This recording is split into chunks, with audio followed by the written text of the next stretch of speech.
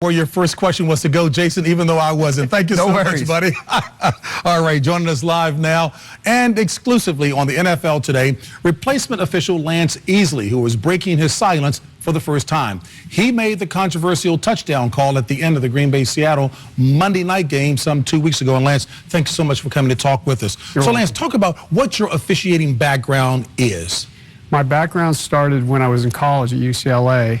And I worked all the way from there to presently, well, not right now, but I worked through intramural sports and recreation to high school level, to junior high, junior college, and Division III. And Division III football. So talk about how much training you guys got preparing for the NFL responsibility. We started training in June, and we flew back to Dallas a couple times. We spent a lot of times with our supervisors on the phone. It was quite extensive and quite thorough. A lot of film review, a lot of rules review, rules testing. So and you felt very comfortable with all of that training going into the season? Yes, I did. You did. Okay, let's get right to the play in question. Have you walk us through what you saw on that final play, Russell Wilson of Seattle throwing the Hail Mary to one of his receivers, Mr. Tate, Golden Tate. Talk us through this one. Okay. So you see Russell Wilson make a scramble, throws up the Hail Mary. Go ahead. What do you see right here? Well, prior to this, I'm on the line. The most important line on the field is goal line at this point. So I'm looking at the goal line, and all the players start gathering together. Now it's not threatened. I look back there. I see both players, offense and defense, go up right here with both of them with the ball. And Tate comes down first, and then I see the other player come down, and I come over to the pile to see if one has taken it away from the other. All right, look at this wider angle right here, and again, walk us through it. Describe it. Okay, I have Tate. He's my primary key right here. He comes down. He's really not threatened.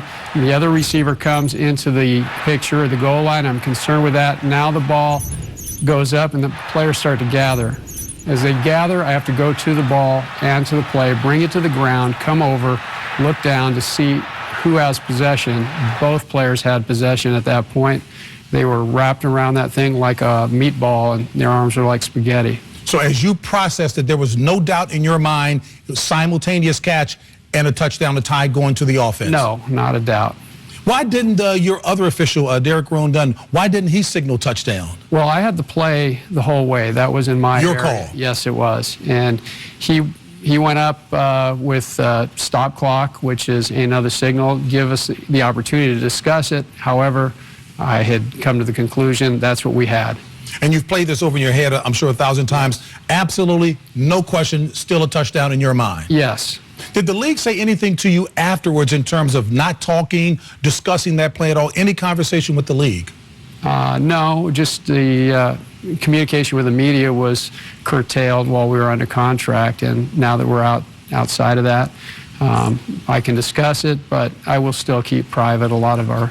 The league issued a statement afterwards saying they upheld the call of a touchdown, but there was pass interference on that play. So why wasn't that called? The pass interference, there's tape right there. Showing the picture here. Sam Shields. I'm shifting my view from the other players and picking up that whole group of players, and it was hard for me to determine if that was pass interference. And it's very rarely called in those situations. Now, what did the league or other officials tell you about calling pass interference on a Hail Mary play? Nothing. Nothing at all? No. That was not a play that we discussed a lot in training. It's a very rare play. I've seen somebody say it happened 87 times in the NFL over the history.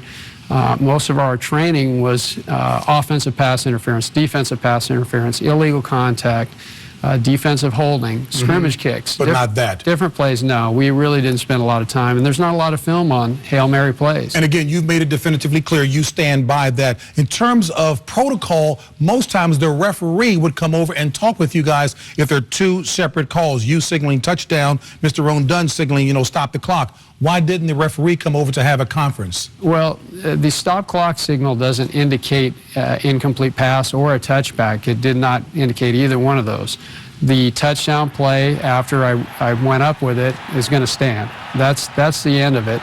I told Derek that. We're done with that. He didn't try to pull me off it and say, Lance, you need to think about it. No. We were done with that.